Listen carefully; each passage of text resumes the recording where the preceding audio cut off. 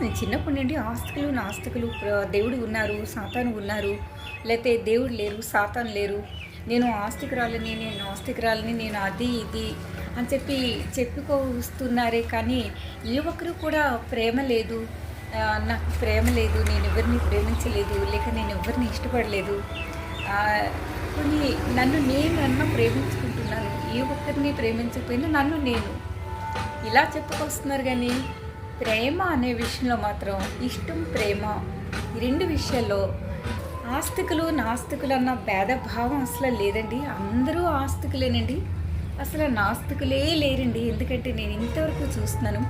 అంటే ఇష్టం, ప్రేమ ఈ రెండు లేకపోతే మనం జీవించలేము, ఒక క్షణమైనా బ్రతికి ఉండలేం కదండి. మనమే కాదు, అంటే ప్రకృతిలో ప్రతి జీవి కూడాను ప్రేమలో అందరూ ఆస్తికులేనండి. చూసారు కదండి, ఆశావాదం. Thanks for watching.